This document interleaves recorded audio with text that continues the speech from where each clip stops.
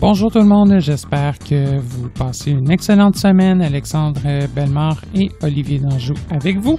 Cette semaine, Olivier fait une rétrospective des nouveautés de la version NVIDIA 2018.2 qui est sortie il y a déjà quelques semaines, voire mois de cela. Donc, on revient sur les principales nouveautés de cette version, entre autres le support de nouveaux afficheurs braille via USB et une des nouveautés majeures de cette version, un centre des paramètres redesigné et qui apporte des changements quand même assez importants et de taille lorsqu'on tente de modifier les paramètres vocaux et braille. Bonne écoute!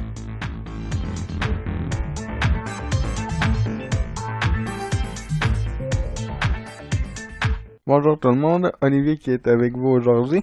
Dans ce podcast, je me propose de revenir sur la sortie de NVIDIA 2018.2 qui est sortie, ça fait environ 1 mois et demi ou 2 mois. Il y a quand même des nouveautés intéressantes qui sont apparues et des changements assez importants qui ont été faits dans l'interface de NVIDIA.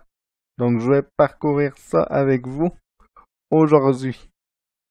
Donc, en termes de changement, un changement qui est bien apprécié, c'est que maintenant NVIDIA supporte le Braille Note Touch et le Brion BI14 de Humanware en USB. Donc, dans le passé, si vous vouliez connecter un afficheur braille Braille Note Touch ou Brion BI14 de Humanware, vous n'aviez pas le choix de les connecter en Bluetooth. NVIDIA 2018.2 ajoute donc le support de ces afficheurs braille en USB. Aussi, NVIDIA a maintenant la possibilité sur Windows 10 version Fall Creator, donc version 1709 et les versions suivantes dans le fond, donc la 1803. Donc NVIDIA a la possibilité d'annoncer les notifications de certaines applications comme la calculatrice ou le Windows Store. NVIDIA supporte maintenant la navigation dans les tableaux pour l'application Kindle pour PC. Tous ces changements-là se retrouvent dans la documentation de NVIDIA, soit dit en passant, que vous pouvez accéder en allant dans le menu Aide, puis Quoi de neuf, je vous le montrerai tout à l'heure. Aussi, autre nouveauté intéressante, par défaut maintenant, lorsque vous installez NVIDIA, si vous exécutez Windows 10, vous aurez les voix Windows One Core de Microsoft par défaut et non eSpeak. eSpeak est toujours là, c'est juste que les concepteurs d'NVIDIA ont décidé de mettre les voix de Microsoft par défaut. Donc, les voix Windows One Core ressemblent à ça. Présentement, c'est Microsoft Caroline. Démarrer fenêtre. Cortana fenêtre. Onde de recherche édition. Vide. Bureau liste. Skype case à cocher, sélectionner cocher. Évidemment, les voix vont varier selon votre région et votre langue, mais en français canadien, par défaut, c'est cette voix-là que vous allez entendre. Maintenant, je vous propose d'aller dans le menu NVIDIA. Donc, on y accède toujours en appuyant sur Insert N. NVDA menu. Maintenant, je vais descendre. Préférences sous-menu P. Références. Outils sous-menu O. Outils. Aide sous-menu A. Aide. Profil. Revenir à la configuration. Sauvegarder R. Donc, l'interface est assez similaire à l'interface du menu principal, comme vous pouvez le constater. Je vais vous montrer comment aller chercher le guide Quoi de neuf. Profil. Aide sous-menu A. Donc, vous pouvez faire flèche droite sur Aide. Guide de l'utilisateur G. Résumé. Quoi de neuf M? Quoi de neuf? Donc, voilà, vous cliqueriez là-dessus. Aussi, nouveauté intéressante que j'ai oublié de mentionner tout à l'heure. Lorsque vous téléchargez une mise à jour de NVIDIA, vous avez l'opportunité de ne pas l'installer tout de suite. Donc, elle peut se télécharger et s'installer à un autre moment. Donc, je vais faire échappe. Aide sous-menu A. Donc, je suis de retour à la racine du menu. On va aller dans les préférences. Outils. Préférences sous-menu P. Flèche droite. Paramètres. P. Et là, si vous avez écouté notre premier podcast traitant d'NVIDIA, vous vous souvenez probablement que il y avait un paquet de paramètres. Paramètres généraux, synthétiseurs, paramètres vocaux, paramètres braille. En fait, ce qu'ils ont fait, c'est qu'ils ont tout regroupé ça en une seule catégorie. Donc, dans une seule boîte de dialogue. C'est justement ces fameux paramètres. Donc, j'ai fait entrer. NVDA. Général. Configuration normale. Dialogue. Catégorie. Liste. Général 1 sur 13. Donc, on a 13 éléments. Le curseur est présentement sur Général. Si j'appuie sur Tab, Langue. Nécessite un redémarrage pour prendre pleinement effet. Liste déroulante utilisateur par défaut réduit Alt plus L. Sauvegarder la configuration en quittant case à cocher non coché Alt plus S. et comme vous pouvez le constater, c'est exactement les mêmes options que si j'avais cliqué sur Paramètres généraux dans le passé. Donc, ils ont tout simplement regroupé ça dans une seule boîte de dialogue. Je vais vous montrer comment changer de synthétiseur. Langue. Catégorie. Liste. Général 1 sur 13. Donc, je vais faire flèche bas. Parole 2 sur 13. Parole. Synthétiseur groupage. Synthétiseur édition en lecture seul multiligne Alt plus S. Voix Windows One Core. Je vais faire Tab. Changer. Bouton Alt plus C. Changer. S. Choisir le synthétiseur dialogue. Synthétiseur. Liste déroulante voix Windows One Core réduit Alt plus S. Nuance Vocalize 5.5. Admettons, je mets Vocalizer. J'appuie sur Entrée. NVDA, parole, configuration normale, dialogue, synthétiseur groupage, synthétiseur édition en lecture seul multiligne Alt plus S, nuance vocalisée 5.5. Donc, il a basculé sur Vocalizer. Donc là, le synthétiseur est changé, mais je ne suis pas sorti de la boîte de dialogue des paramètres de NVIDIA. Ça veut dire que si je voulais, je pourrais très bien réduire le débit de la voix, aller changer mon afficheur braille, et après je pourrais faire OK. Donc je vais remettre Windows One Core. Mon curseur est sur le bouton changer. Je l'ai replacé dessus en faisant Tab.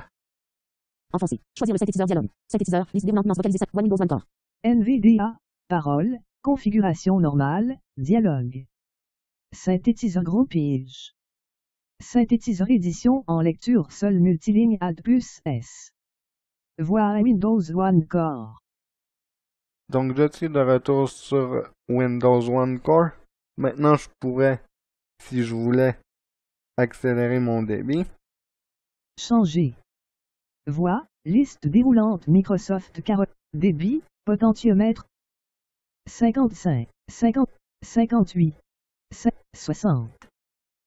Hauteur. Potentiomètre 50. Maintenant je pourrais H. faire Mash Tab pour aller, admettons, dans les paramètres de la souris, Débit. Voix. du clavier. Synthétiseur édition. Catégorie. Liste. Parole 2 sur 13. Braille 3.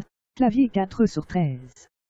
Disposition du clavier. Liste déroulante ordinateur portable réduit Alt plus D. Et admettons que j'ai fini tout ce que j'avais à modifier. Je vais, Catégorie. Appliquer bouton. là je fais Mash Tab. Annuler bouton. On a appliqué, donc je pourrais le Appliquer faire. bouton. Appliquer. Espace. Maintenant Mash Enfoncé. Tab. Catégorie. Liste. Annuler. OK bouton. OK. Espace. Bureau liste. Et voilà. Skype case à cocher. Sélectionner cocher. À noter que pour les options voix et braille, lorsque vous appuyez sur changer, ça vous amène seulement dans la boîte de dialogue pour changer le synthétiseur ou l'afficheur braille, comme vous l'avez vu lorsque j'ai fait la démonstration en changeant de synthétiseur. Si vous voulez, admettons, changer votre table braille ou votre mode de connexion, donc USB ou Bluetooth, à ce moment-là, vous ne devez pas utiliser l'option changer. Ce qu'il faut plutôt faire, c'est faire table jusqu'à, admettons, port et choisir USB, Bluetooth ou automatique. Ou sinon, si vous voulez simplement changer de voix, il vous suffit de faire tab jusqu'à voix. D'ailleurs, je vais changer la voix dans Windows One Core, histoire de vous faire une démonstration. NVDA menu. Préférences, paramètres. NVDA, général, configuration normale, dialogue. Catégorie, liste. Général, parole 2/13. Synthétiseur groupage. Synthétiseur édition en lecture seule multiligne Alt. Changer. Bouton. Voix. Liste déroulante Microsoft Caroline réduit Alt plus. Microsoft Linda. Microsoft Richard. Microsoft Claude. Donc, ce que j'ai fait, c'est que j'ai tout simplement fait table jusqu'à voix et j'ai descendu avec les flèches. Maintenant, on est avec Microsoft Claude. Donc, si je fais entrer, ça va faire l'équivalent de si je clique sur OK. Donc, je vais le faire. Bureau liste. Skype 15 à cocher, sélectionner cocher. Donc, je suis retourné dans les paramètres de parole pour remettre Caroline. Et moi, ce qui m'arrivait dans les débuts, lorsque j'ai commencé à utiliser NVIDIA 2018.2, c'est que, admettons que je changeais de synthétiseur, je pensais pas nécessairement de cliquer sur OK pour fermer la boîte de dialogue. Moi, je pensais que que les dialogues des paramètres d'NVIDIA étaient fermés et que je devais retourner dans le menu pour, admettons, aller modifier le débit vocal. Je vais vous montrer ce qui se passe si, admettons, j'essaie de retourner dans les paramètres, sachant qu'actuellement, je suis dans la catégorie parole. Je viens de remettre Caroline. Donc, je vais faire insérer. NVDA menu. Préférences, paramètres. Erreur dialogue. Un dialogue de paramétrage de NVDA est déjà ouvert. Veuillez d'abord le fermer. OK bouton. NVDA, parole, configuration normale, dialogue. Voix. Donc, vous avez un avertissement. Donc, je vais faire entrer. Bureau liste. Skype case à cocher, sélectionner cocher. Maintenant, si je retourne dans les paramètres. NVDA, paramètres. NVDA, général, configuration normale, dialogue. Catégorie. On voit liste. que Général. Le dialogue s'était bien fermé parce qu'on n'a pas eu de message d'erreur. Si on veut annuler, on peut aussi faire échappe. Bureau liste. Skype case à cocher, sélectionner cocher. Et je suis de retour sur mon bureau. Donc, j'espère que ce podcast vous aura plu. Si vous voulez en savoir plus sur NVIDIA, ou si vous souhaitez que je fasse des podcasts sur une fonctionnalité spécifique de NVIDIA, ou de Windows, ou de n'importe quoi, vous pouvez toujours nous contacter. On est ouvert aux suggestions. Ça nous fait d'ailleurs toujours plaisir d'avoir vos commentaires. Vous allez retrouver les détails pour nous contacter à la fin de l'émission. C'était Olivier. Je vous remercie beaucoup d'avoir écouté ce podcast. Et moi, je vous dis à très bientôt pour une prochaine. Allez, salut! Avant de terminer cette présente émission, je tiens sincèrement à vous remercier toutes et tous pour votre loyauté envers cette série de podcasts sur les technologies adaptées. Je tiens également à remercier notre fidèle collaborateur. À titre de rappel, je tiens à vous informer que Canadialogue n'offrira en aucun temps du support technique gratuit en lien avec des produits dont il est question dans ces émissions et qui ne sont pas directement commercialisés par la société Canadialogue. Veuillez noter que nos podcasts sont accessibles via notre site web, YouTube, iTunes, ainsi que sur les appareils Victor. Pour ces derniers, il vous suffira de consulter la liste de suggestions de podcasts de Humanware nommée Français Canada. Si vous avez des questions, suggestions ou commentaires en lien avec cette série de podcasts, je vous invite à nous contacter par courriel à l'adresse podcast avec un s @canadialogue.com, soit podcast@canadialog.com. Vous pouvez également nous joindre par téléphone au numéro sans frais 1-888-730-0003, 1-888-730-0003, le poste 555, poste 555. Je vous invite également à visiter notre site web qui regorge d'une foule d'informations utiles au www.canadialogue.com. Nous sommes également présents sur les différents médias sociaux tels que Facebook, Twitter et YouTube. Je vous remercie de votre écoute.